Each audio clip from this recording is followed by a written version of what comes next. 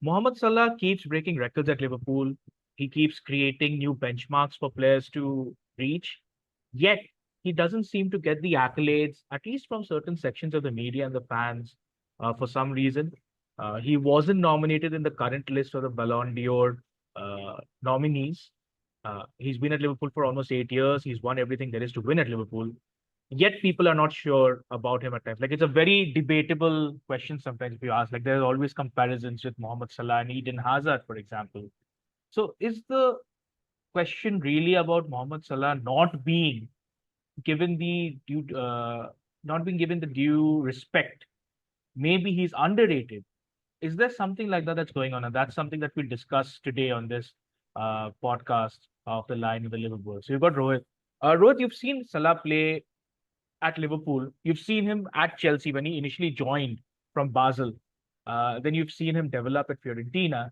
What's your assessment of this? Why is Salah still not regarded as one of the best? And you know my views on Salah and De Bruyne in the same sense, right? Yeah. I really I'm sad about the fact that Chelsea had these generational talents, in their team, and they let them go. And then, so where how I rate Salah. When I still remember when we had signed him from Basel, I was very excited Hmm. because I could see he had certain very specific skills that are not very common, right? He's a winger, but he's obviously rapid, but he also has an eye for goal, right? That very rarely happens. And then these days, he's also developed like a real killer pass, right? So he can also assist. The last two Premier League games we've talked about it, 6 goal contributions, right? It's insane, insane. And I just wanted to talk about the Ballon d'Or thing. It's been a little controversial this year, of course. Mohamed Salah has been left out, and so has Rodrigo. So the Ballon d'Or, I think most of it people still kind of know, right? It's a lot of politics that goes on there. And I was just checking, right? In the last year, how does Salah compare to other players? And I use this website called FBref. It gives really good like comparisons with all the other similar players. In all the attacking statistics, right? Mohamed Salah is above 97 percentile, right? Non-penalty goals, XG, shots, assists, everything is above 97. Forget 90, above 97. The only thing that's kind of low is shot creating action, but that's still 80th percentile. So he definitely should have been nominated, right? But I think the fact that Liverpool's kind of season probably capitulated at the end had something to do with it. But you know how I feel about Salah, so yeah, go ahead. I don't know why people underrate him still. Yeah. So some of the names on the Ballon d'Or list are a little weird because I think it's just like the top 30 nominees, right? So obviously there will be Hmm. some names that don't stand out. One of them is Hakan Çalhanoğlu. I think he did really well with Inter, but again with Turkey also he was there. Then there's Tovbiek. He did really well at Girona and Roma, I believe. Uh, Mats Hummels. Why? I don't know. Maybe Salah could have replaced him. So yeah, the Ballon d'Or thing, as you rightly said, is a little complicated because it is a little political in the sense that we've seen years where Messi or Ronaldo did not deserve to win the title and they were given it. I remember specifically, I think it was the Corona year when Messi was given the title. I'm not quite sure. Maybe it was the year after that. There was somebody else who was the clear favorite. I think it was Lewandowski who was the clear favorite to win it that year, and they Yeah, still yeah, gave yeah. it to Messi. So it's a little weird, and it's not just that. A lot of Liverpool players don't get the accolades that they deserve. So Alisson's been left out from the running of the best goalkeeper of the year award, which I find to be astonishing. Given how good he has been for us, I think he's the best Premier League goalkeeper, maybe second to Petr Cech. That's my honest opinion. If he continues playing at this rate till he's 35, 36, then he'll be better than Czech, is what I feel.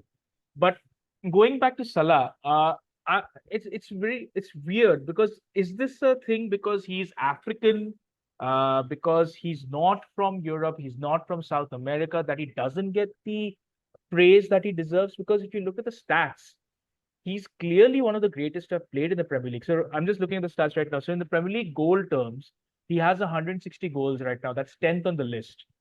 He Mm-hmm. only came 8 years back. So obviously, there's no chance of him catching Alan Shearer with 260. He's on 160, but he's just 15 goals away from Thierry Henry, who many consider to be the best Premier League player ever. He's 17 goals away from Frank Lampard, again, one of the greatest midfielders we've seen. And he's 24 goals away from Aguero. So I don't think he'll catch Aguero this season at all. But Lampard is doable, and that would make him sixth on the Premier League all-time goal scoring list. Now, the funny thing is, Salah isn't just somebody who scores; he's somebody who Yeah, creates exactly. chances also.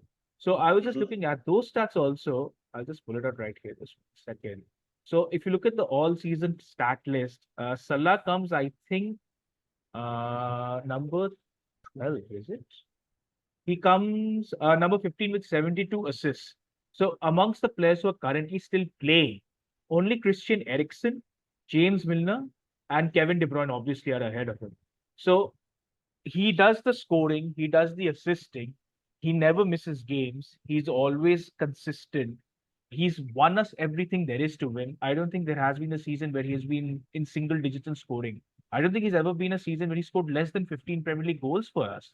So it's a little concerning as to why he's not considered as good as some people say. So there have been talks of him not being the greatest African player.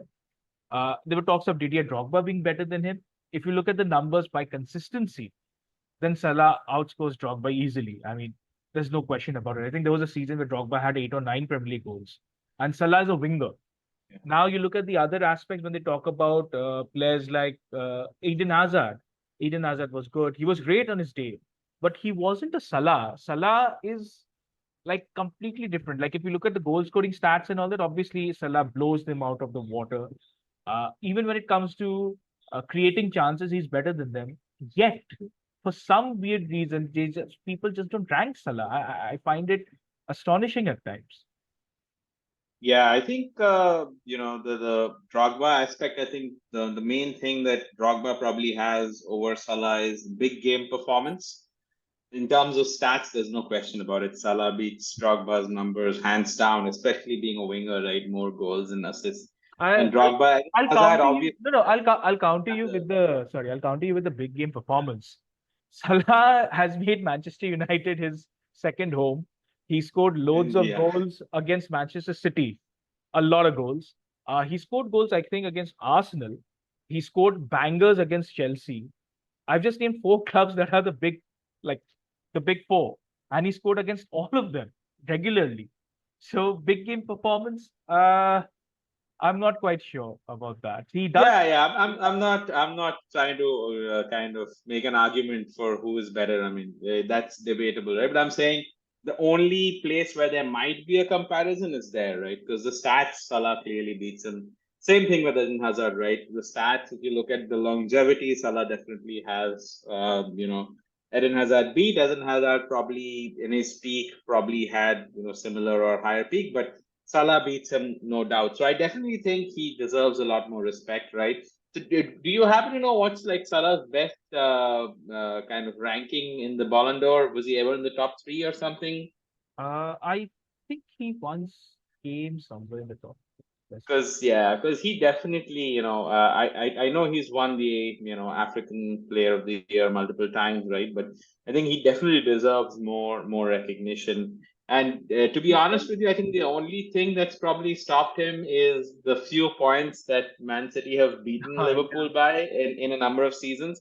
Just imagine if Salah had two or three more Premier League trophies to his name and maybe one or two more Champions League, there would be no doubt about his greatness. There still isn't, but I think that's the only thing that naysayers might bring up, in my opinion, because there's no other kind of reason to doubt him and his abilities. Yeah, so I mean, you look at the stats again from a Liverpool point of view. I think he has 213 goals for us this so far.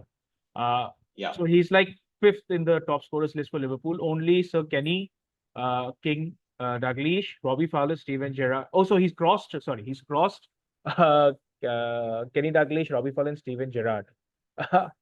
Wow, he only has Billy Little in front of him, who's number four. He has the most number of Premier League goals for us. He's a top scorer in European competitions.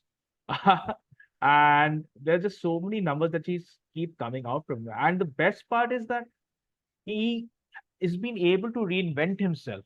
So when he first Hmm. came in, he was just the goal scorer. Like I remember, he was just cutting and score, score, score. Now he's creating chances. He's making those Oh runs. yeah. Last season, he played in a little different position on the clock. This season, I think Slots worked a little bit more, and you see him being a little more wide. Same with Luis Diaz, and then they're cutting in, and he's in the best shape of his life. So I think we Mhm. still have somebody who can be here for 2 or 3 more years. Uh, maybe, Agreed.